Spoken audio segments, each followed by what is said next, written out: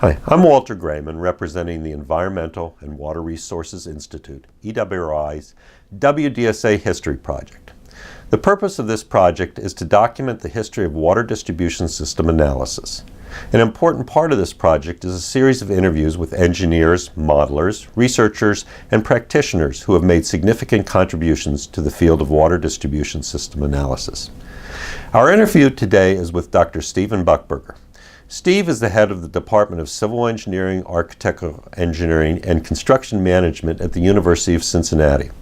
Since the early 1990s, Steve has conducted water distribution system analysis research, with much of his work centered on modeling distribution systems and water demands at very fine timescales. This interview is being conducted on March 2015 in Cincinnati. Steve, in most water distribution system modeling work, demands are defined at relatively long time steps of an hour or more.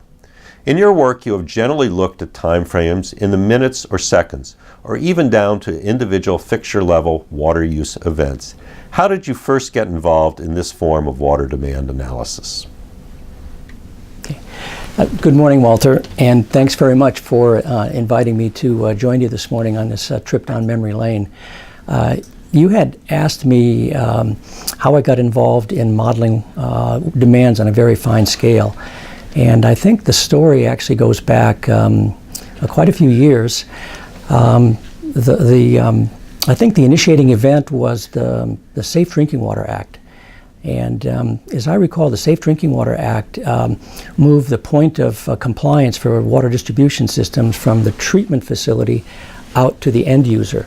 And of course that had enormous implications for utilities, but it also had important implications for water distribution system modelers. So that event was underway, and this interesting new distribution system model called EPA-NET had just been released. And of course EPA-NET was driven by demands, and the question would arise as to, how should those demands be represented in the model.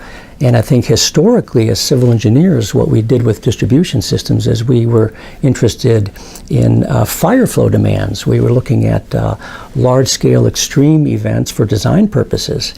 And that worked fine when we were talking about determining the hydraulic capacity of the distribution system. But when we get into the aspect of water quality, and we're talking about everyday operation by folks that are living and using water in the system, we're not talking about fire flow scenarios in that case. We're talking about typical everyday residential, commercial, institutional use. And nobody had really given much thought to how we might have to characterize that.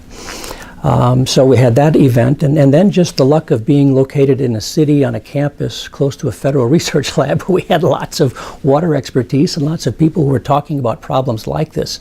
So it was a good time to be here and thinking about problems like that. So it seemed to me, as I thought about the problem of modeling a water distribution system under a typical day, that no single day, no typical day would ever be the same. All the days would be quite different. And we had to shift our thinking from this deterministic approach to more of a stochastic or random approach. And we weren't going to be looking at just necessarily a single outcome, but we would be looking at, say, a distribution, a probability distribution of outcomes. And I had, of course, coming through Colorado State for my master's degree with Morel Seytu and Vajuka Yevgevich, there was a lot of exposure to probability tools, and so I was a little bit aware of some of these methods that we might be able to apply in a hydrologic context, but bring them over to the hydraulic analysis point of view. And in fact, I remember thinking that perhaps a demand inside of a home could be visualized as a pulse, and a pulse that was initiated by the consumer or by the residents. And in hydrology, we have these arrivals of storm fronts that might be pulses that are represented with the Poisson arrival process.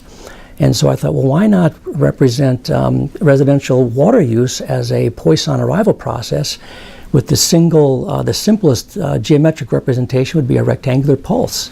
And that led to the Poisson rectangular pulse idea for residential water use. Then I think, too, the paper, in fact, the landmark paper by Rossman, Clark, and Grayman, published in '93 or '94 on the Cherry Creek Brushy Hills, Cherry Plains. Cherry Hills. Cherry Hills Brushy Plains analysis. One of the observations was there was proof of concept that we could model water quality in a distribution system, but it was very important to get a good handle on some sort of a description of the water demands too. So I felt like I was on the right track by trying to focus on that aspect of the problem. Your research on fine time-scale demand analysis has spanned almost a quarter of a century. Can you tell us about some of the specific projects, accomplishments, and people that you've worked with over this period in this area? Okay. Yes, thanks, Walter. Very good question. So if we go back to this idea of the Poisson rectangular pulse model, the PRP model, we had a working hypothesis, and we really now wanted to test it. And so it turned out that back in the early 90s, a community near Cincinnati, Milford, had contacted the university because they were interested in having a graduate student run some analysis on their water distribution system. And not knowing any better, we volunteered to help them out on that and got to know the city manager, the city utility manager, and so forth, and established a good working relationship with the city. So this was already in place with the city of Milford when we decided to go back and ask them if we could have permission to go into some homes, some residences, and monitor water use on a very fine resolution timescale so that we could gather the field data that we needed to try to verify, corroborate this Poisson rectangular pulse idea. So one thing led to another. We put together a proposal. It was sent off to AWWA. Back in those days, it was AWRF. I had some NSF money at the time that was used to match it. EPA got on board, US EPA, Bob Clark, Lou Rossman and the group, and the city of Milford. And together we put together this package where we got into a neighborhood in Milford with 21 homes. And that was quite interesting to convince the residents that they needed to be involved in this study because we had to have, of course, access to inside the house. The monitoring unit was actually located outside of the home, but we had to tap into the, back in those days, it was a Neptune T10 water meter. And so we had to run a line from the water meter inside the house to the data logger that was outside the house in a waterproof box. But the residents were good sports about it. We had gone door to door with the graduate students, and at the end, we got all 21 residents to come on board. We had 100% participation. And so we set up the instrumentation package and started to gather data. And we were recording a signal every second. Now, most of the time the signals were reading 0, so we weren't interested in those, and we didn't have to keep those. But when we got a hit or a use, we were getting a measurement on a 1-second basis. And we did find a way to reduce that so we could represent the pulses in a very efficient, condensed manner.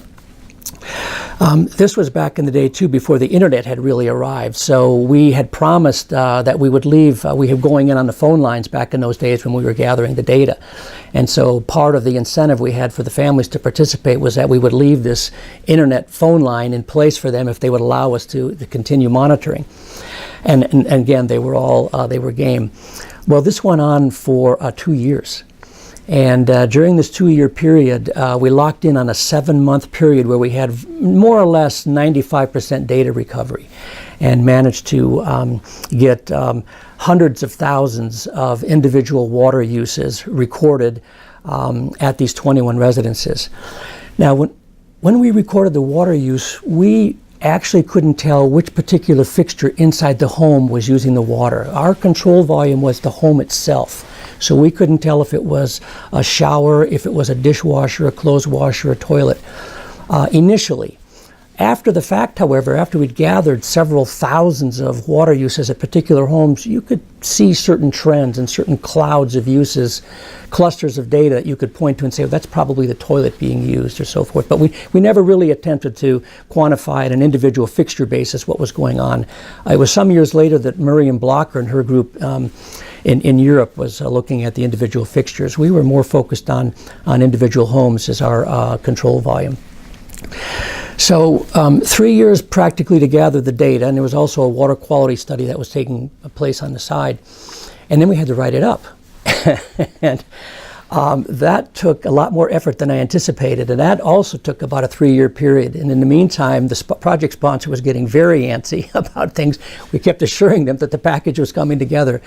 And we finally produced the magnum opus in about 2002, 2003, a report that was called something like Random Demands, Travel Times, and Water Quality and Dead Ends.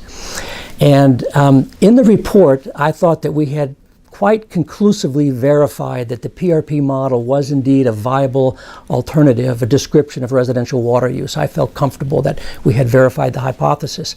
And I was so excited to release this report to the sponsor. And I remember getting a one-sentence review back from the project sponsor, and they something to the effect that not much practical substance here. And I was so stunned by that reaction that I took that page and I framed it. And I used it to motivate ourselves and our group to keep pushing over the years, because I felt we really were onto something here, and that we hadn't done a good enough job to sell the idea clearly. And it was important for us to make sure people understood the value of this work. And so in retrospect, I was glad that the project officer was very blunt with us about that, and made us go back and really think about how do we convey this information to the academic community, the professional community, and to the public. Okay, so at this point we had established, we felt, reasonably good evidence that the PRP model was a good description of residential water use, and in fact there was no reason why it couldn't be applied to institutions and commercial use, et cetera. And so the next step, of course, was how do we implement this idea? How can we use it? And at that time I had a PhD student who joined the group, Ziwi Lee. And Ziwi Lee developed, he was a chief architect of a program called PRP Sim, the PRP simulator. And it was a C++ program that was written to generate these water demands at, well, the initial application was single-family residences. And so we achieved that in a very efficient manner. And then he coupled that, he linked that to EPANet. So that now for the first time we had the ability to run EPANet in a Monte Carlo type framework, where you could drive it with simulated water demands, and you might be tracking the propagation of a contaminant through the system, and you could repeat that process, you know, according to the Monte Carlo framework many times, so that you get a more complete, richer history picture of what might be happening. You get probability distributions of outcomes, of concentrations at various nodes, this kind of information that could be of use to utilities for the Safe Drinking Water Act, or even if we're starting to investigate what might happen if we have an intrusion in the distribution system. There could certainly use this model in that context. This PRP Sim has been shared with a number of federal agencies, with a number of universities around the U.S., around the globe. Been a lot of interest also in the data set, which is available to anyone who might be interested in it. I've had researchers in Canada, in the U.S. ask for it. I've shared it with them, of course, in the U.K., in Spain, in Italy, and so forth. So getting a lot of good mileage, I think, out of this rather unique high-resolution data set. And I have to really recognize all the troops that did the hard work. The folks that were really doing the heavy lifting on this were the graduate students over the years, and that would include individuals like Trent Shade, Greg Wells, Dr. Young Ho Lee, who's now with Cincinnati Water Works, Dr. Lin Wu, who co-authored with me the theoretical paper for PRP, and Dr. Ziwi Lee, who was the chief architect of the PRP Sim model. And of course, I was blessed to have outstanding colleagues to collaborate with. Of course, right across the street at EPA, we had Bob Clark, who was very supportive of the idea, Jim Goodrich, and Lou Rossman, who from time to time would come out and they would check on the installation in the Milford site. And then colleagues around the world, Enrique Cabrera in Spain, Rudy Gagano and Carla Tricario in Italy, the Exeter group in the UK, Dragon Savage, Zoran Kaplan, and the group, and of course here in the US, again with Walter Grayman, Dick Males, and my colleagues here at Cincinnati, Jim Huber and Dominic Pacelli. Some of your other research areas in water distribution system analysis are modeling dispersion in pipes, intrusion and contamination of water systems, and modeling water movement in individual buildings. Did these areas of research naturally flow from your interest in fine time-scale water use? Yeah, okay, so good question, right? So we branched out a little bit more beyond just the residential water use, and we were looking at some contaminant transport aspects. EPA Net, for example, we knew was very successful at simulating contaminant transport or reactions in distribution systems, but the presumption was purely advective transport with first-order decay. One of the things we noticed from the data we gathered in Milford is that as you move out deeper into the peripheral regions of the distribution systems and dead ends and so forth, you have extended instances of even stagnant flow, stagnation conditions. If no one downstream is using water, you obviously don't have flow, aside from any leakage that might be occurring. Or when you have just a couple of downstream users using water, you could be in the laminar regime. And so laminar flow conditions are quite different from the turbulent flow conditions that are assumed in the EPA Net plug flow setup. So we gave a little bit of thought to how we might incorporate a dispersive type of a transport. Where of course you've got particles that are moving downstream and they're spreading because they're moving at different velocities. You've got particles near the wall that are moving slower than particles midstream. Back to Z.V. Lee, his dissertation actually developed a subroutine that could account for dispersive transport that was also linked with EPA Net.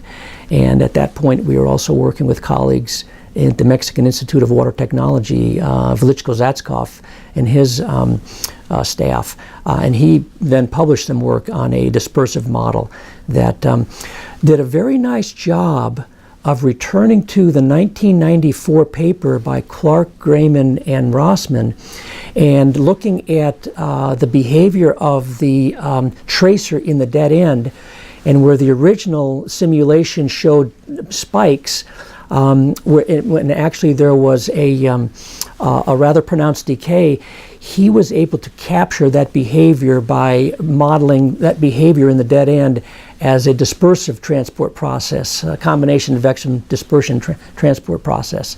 So yeah, I would say our work in that area was, our interest was stimulated from originally the data we collected from the water demands. A few years ago, Tom Walsky, who's a preeminent modeler, has been for the past 30 years in water distribution systems, gave a talk at a EWRI conference. This was the keynote at a WDSA breakfast. And one of the things he did was he reviewed what he considered to be the 10 most significant research projects in this work. And you were actually listed as the number one. Do you feel that it has caught on as widely as needed, or should this be an area that we'd be looking at more in the future? Oh, thanks, Walter. Yeah, and I was amazed that and very flattered that Tom would recognize us like that. I'm not sure we deserve it. I think all the folks in the top 5 or top 10 are doing wonderful work, and everyone's making great contributions to water distribution systems. I think that the idea of having random demands driving a distribution system has been embraced more by the European community, actually, than it has perhaps here in the U.S. I was hoping that we could have some type of a modification to EPA Net that would easily allow for a user to incorporate a randomly generated demand sequence into the program. But aside from the work that Z.V. Lee did in his own version of an EPA Net program, I'm not sure that that's available yet. Whereas in Europe, they're actively pursuing incorporation of random demands into their analysis of water distribution systems. So I think it's just a matter of time before we get there. I think we certainly have the foundation is set for that. It's just whether there's a need perhaps to pursue that here in the States. Any other thoughts that you would like to share with us about your work in water distribution system analysis, and in particular some comments on how the field has changed over the quarter of a century that you have worked in this field, and maybe some directions that you see over the next quarter of a century? Okay, thanks, Walter. Another excellent question. I'll return to directions in just a moment. I might mention another interesting project that we're exploring right now that's connected to PRP in ways that I didn't first appreciate. And I have to give credit to Tom Walsky, who pointed out this connection many years ago and kept insisting that we should explore this. There's something that's used for water distribution systems inside of buildings that's called the Hunter's Curve. And the Hunter's Curve is a very convenient design aid that's used to size the piping system that supplies buildings. Now, Hunter himself is an interesting character. He originates from Ohio back in the early 1900s, went to the East Coast, took a PhD in physics from Yale, and then went to work for the National Bureau of Standards, where he developed the so-called Hunter's curves when they were putting together the code for sizing the plumbing load, determining the plumbing load on buildings. And his key insight was he recognized that a fixture had basically two states. Water fixture was either on or it was off. So it's like a Bernoulli trial. And when you put a number of fixtures together in a building, you have a binomial distribution. So back in the day when we were working only with slide rules, he was thinking in terms of cumulative distribution functions from the binomial distribution, and he developed the uniform plumbing code based on that understanding. So I was really astounded to learn that there's a very deep mathematical basis for the uniform plumbing code that goes back to the binomial distribution, which of course is very closely related to the Poisson rectangular pulse idea. So we're working right now with IAPMO, the International Association for Plumbing and Mechanical Officials, to update Hunter's curves for the 21st century. Because the work that Hunter did was back at a time when water use habits were quite different from what they are now. The behavior of fixtures, they weren't as efficient as they are these days. And so we're trying to bring Hunter's curve into the 21st century with the tools we have, laptop computers, and we're not necessarily restricted to slide rules anymore, so we can make a tool perhaps a little bit more user-friendly. Now, in terms of where we're going beyond the 21st century, perhaps, or Hunter's curves, I guess the one thought I have is I'm expecting perhaps a renewed awareness or appreciation for this precious resource of water. I mean, we're on the planet now with 7 billion people, and by the year 2050, we're going to be at 9 billion people. Where are these folks going to go? They're going to go to cities that haven't even been built yet. We have actually more people living in cities than are not in cities for the first time in the history of the planet. So it's a very interesting time to be around. It's a great time for civil engineers because we're the group that has to build these communities for the next 2 billion people that we expect in the next 30 or 40 years. I sense in this, I'll give you an example, this renewed appreciation for water. Think of Cincinnati. I mean, here we are in this humid environment where we take water for granted. I go home and I flip on the tap and I've got water anytime I want it. And I was surprised to learn that last year, the Cincinnati Council passed a provision where they modified the building code and are permitting harvested rainwater to be used for non-potable auxiliary purposes in Cincinnati. I never thought I would see that day. And so we're in the process right now of helping the city develop the kind of code it would need to provide guidance for architects and planners and designers so they can properly plan for this rainwater harvesting as a non-potable source. And I think it's the wave of the future. I think we're going to recognize and appreciate more of this water resource even when we're living in a water-rich area, and make a better use of this resource for ourselves and for generations to come. Okay. Thank you very much. We appreciate your insights. Thank you, Walter.